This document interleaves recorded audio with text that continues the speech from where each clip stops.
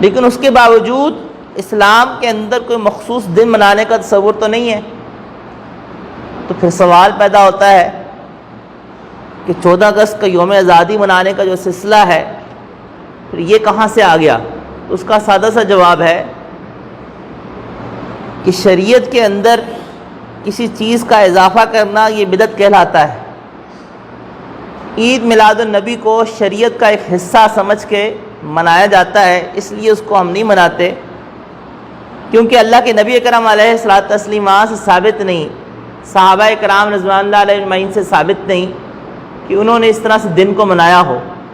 تو بدعت وہ ہوتی ہے جس کو دین کا حصہ سمجھا جائے. اگر ایک عمل کو ہم دین کا حصہ ہی نہیں سمجھتے تو وہ بدعت نہیں.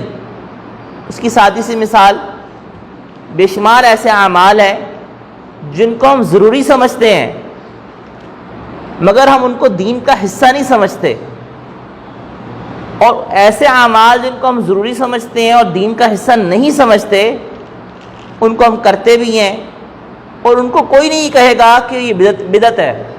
مثلا شناختی کارڈ بنانا.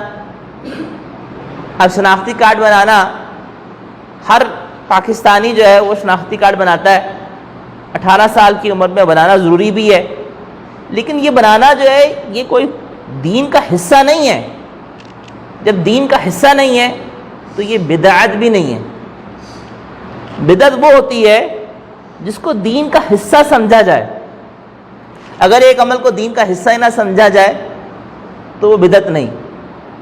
یوم آزادی منانے کا تعلق بھی ایسا ہی ہے. یوم آزادی جو ہے وہ دین کا حصہ سمجھ کے نہیں منایا جاتا.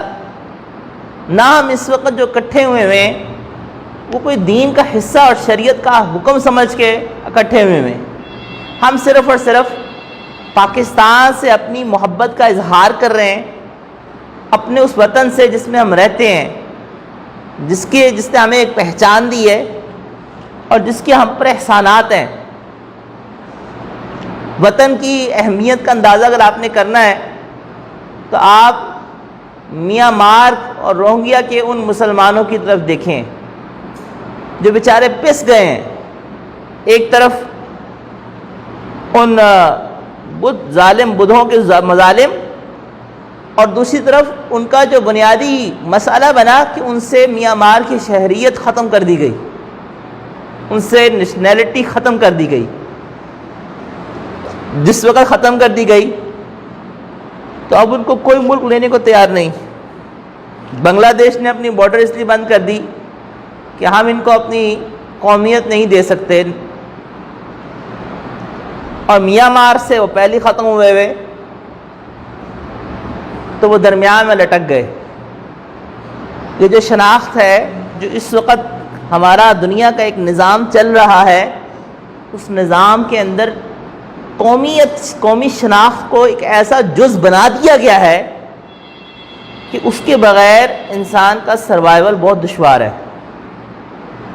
آپ کے پاس آپ کے وطن کی شناخت ختم ہو جائے، شناختی کارڈ آپ کا منسوخ ہو جائے، آپ پاکستانی نہ رہیں تو آپ کے پاس سب سے پہلا مسئلہ یہ آئے گا کہ آپ کس ملک کے ہیں، اور آپ کو اپنے تمام قانونی دستاویزات میں سفر کرنے کے لیے کسی نہ کسی ملک کی قانونی دستاویز چاہیے ہوگی.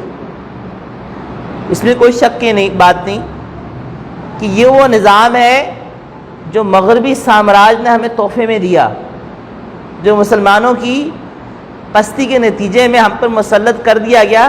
لیکن اس میں بھی کوئی دو رائے نہیں ہے کہ یہ مسلط ہو چکا ہوا ہے، ہمارے پاس اس سے کوئی مفر نہیں ہے.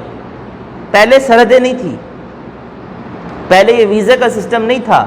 ایک وہ زمانہ تھا، آج سے 150 سال پہلے چلے جائیں، 200 سال پیچھے چلے جائیں تو یہ سرحدیں تو نہیں تھی. یہ ممالک جو ابھی بنے ہوئے ہیں یہ ممالک اس طرح سے تو نہیں تھے.